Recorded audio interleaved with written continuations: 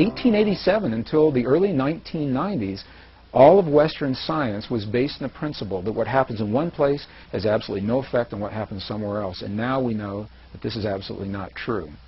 So I'd like to share with you 3 experiments that are absolutely shaking the foundation of Western physics. The first was conducted by a Russian physicist, Vladimir Poponin, in the early 1990s. He came to the United States to finish this series of experiments. And what Poponin did was he wanted to investigate the relationship between human DNA and the stuff our world is made out of, little packets of energy that we call photons, little particles of light, if you want to think of them that way. So the experiment consisted of taking a tube, a glass tube, drawing all the air out of this tube, creating what today we call a vacuum, implying that there's nothing left in this tube. However, we know that there's still something left, these little particles of light. So Poponin measured the particles to see how they were distributed. Did they fly all over the place inside the tube, or were they all accumulated at the bottom, or what happened with them? And the results of this part of the experiment were not surprising, because the little particles of light, the photons, were completely random, and this is what they expected. The next part of the experiment is where this gets really, really interesting, because they placed some human DNA into this tube. And the human DNA, when they remeasured the photons, the human DNA had caused the photons to form an alignment. The DNA was having a direct effect on the stuff our world is made of. Now, this is precisely what ancient spiritual traditions have always said, that something within us has an effect on the world around us. The second experiment is a fascinating experiment. It's a military experiment. And what they did, in essence, was they took some human DNA, some scrapings from the tissue of inside the mouth of a donor or volunteer, and they placed this DNA in a device that could measure its effects in one room of a building, while the donor that the DNA came from is in another room in the same building. And what they did was they subjected the volunteer to what they called emotional stimulation that would elicit genuine responses of emotion, of joy or sadness or fear or anger or rage in one part of the building. And they were measuring the DNA to see if the DNA would affect to the donor's emotions. Now, why would it? In Western physics today, there's absolutely nothing that suggests that that DNA is still linked to the donor, on the one hand. And on the other hand, as they conducted these experiments, what they found was just the opposite. What they found was that when the donor was having his emotional peaks and valleys in one room, the DNA was having its emotional peaks and valleys in another room at exactly the same time. So the third experiment was conducted, again, in the early 1990s by the Institute of Heart and Math, a pioneering research organization based in Northern California that are exploring the human heart as much more than simply as a pump that moves blood through our bodies. And although our hearts do precisely that, it may be the least of what our hearts do. They're discovering that our hearts are the strongest magnetic field in our bodies, and the electromagnetic field that is produced by our hearts has an effect that extends well beyond our bodies. So they designed an experiment to test precisely this theory. There's no surprise. They took some human DNA and they isolated the DNA and asked individuals that were trained to feel what are called coherent human emotions, very clear emotions of love, appreciation, compassion, or anger, rage, and hate, to have those feelings on demand. And as the people who were trained to have the feelings did so, they measured the way the DNA responded. And what they found was this. They found that in the presence of appreciation, love, compassion, forgiveness, the DNA became tremendously relaxed. And just the opposite is true as well. In the presence of anger, rage, hate, jealousy, DNA was tightened like a little knot.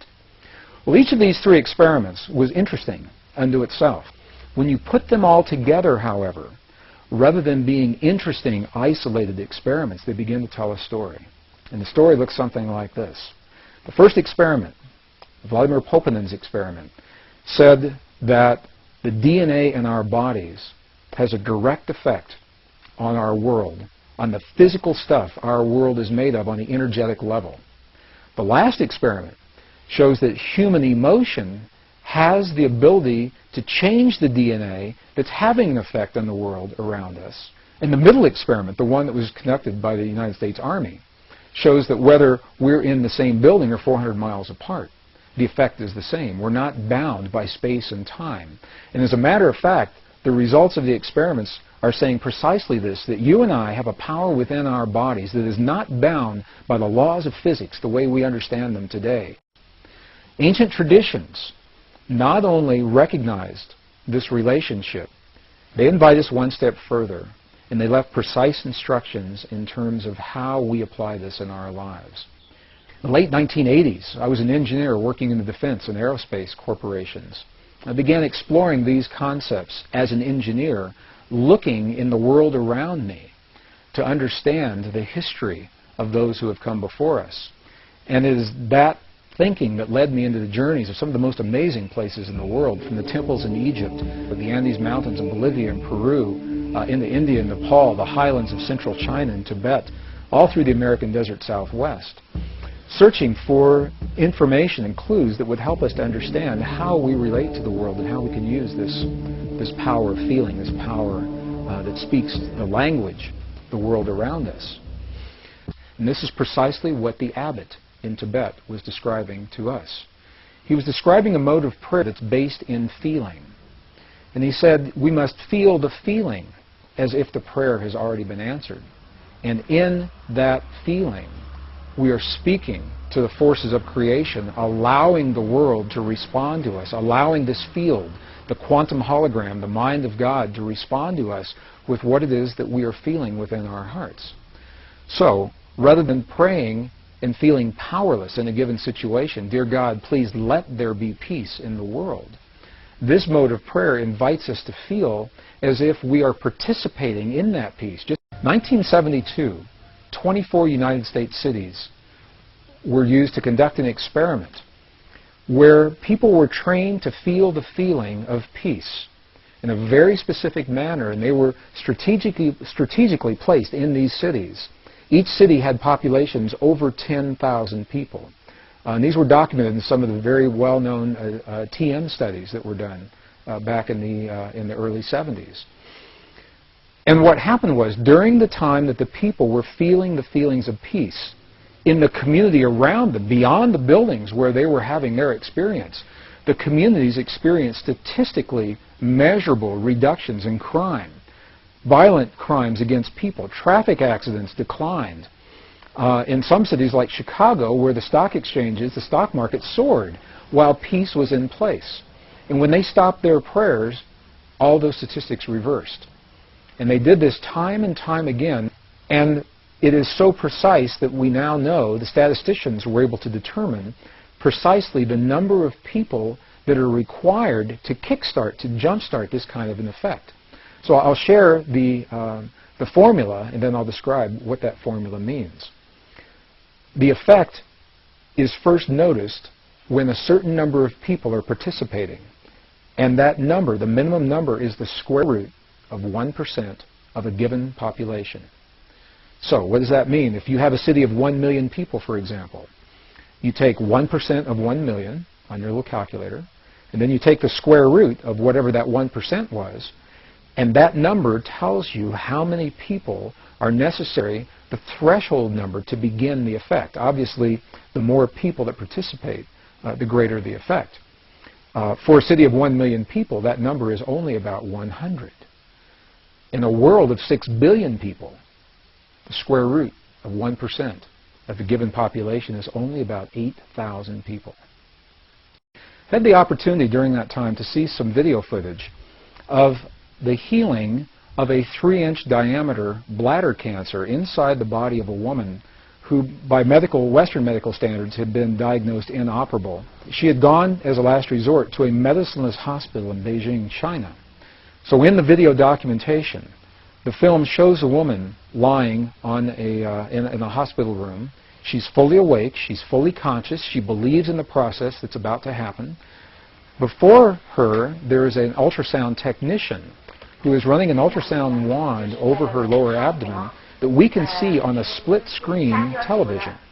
And on the left-hand side of the screen, they do a snapshot, a freeze frame of an instant in time for reference, so we can see what her condition looked like in that instant in time.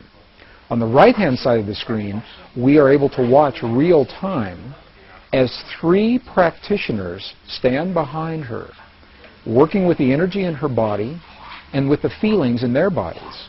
And what they do is they begin to chant a word that to them they've agreed upon, that reinforces the feeling within them that she's already healed. The chant essentially says already healed, already done. And as they begin to have this feeling and to say these words among themselves, on the computer screen, on the television screen, we can watch in real time this cancerous tumor as it disappears in less than 3 minutes real time. It's not like time-lapse on a documentary where you see a rose unfold in 30 seconds in something that normally takes days. This literally happens in less than 3 minutes. Her body responded to the feelings of the practitioners who were trained to have the kinds of feelings that they were having. And all they were feeling was the feeling of what it feels like to be in the presence of a woman who is already healed, fully enabled, fully capacitated. They were not seeing her as a woman who was sick, and they weren't saying, bad cancer, you've got to go away. I had the opportunity to speak to the gentleman, Luke Chen, that actually created this film. And I asked him a question. I said, what if those 3 practitioners weren't there? I said, could this woman have done this? Could any of us do this on our own? And he smiled at me when I asked him the question. He said, Gregg, in all probability, she probably could have done it alone. However, there's something about us humans in that we seem to feel more empowered and stronger when we're supported by others in the things that we believe in and in the things that we choose to accomplish.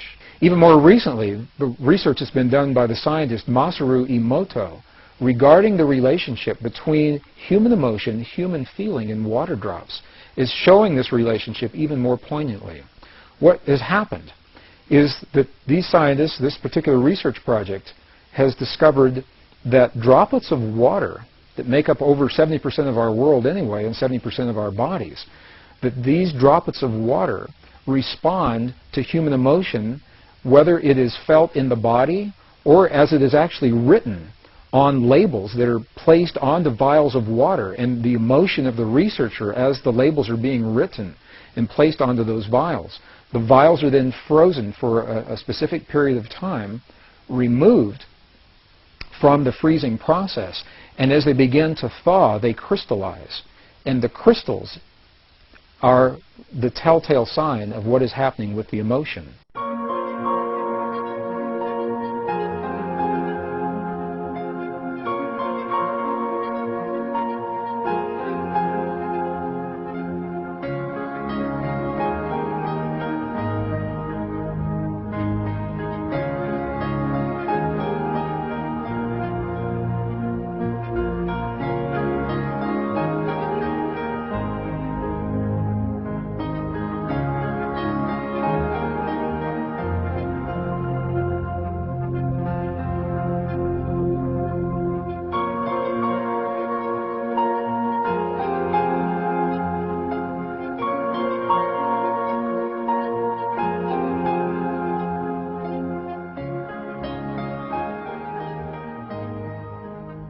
And it's a beautiful, beautiful, very poignant example of how each of us has an opportunity to participate, not to control and manipulate, but rather participate in the events of our world, the events of our lives, our families, our communities, and our bodies through the field that links all in creation.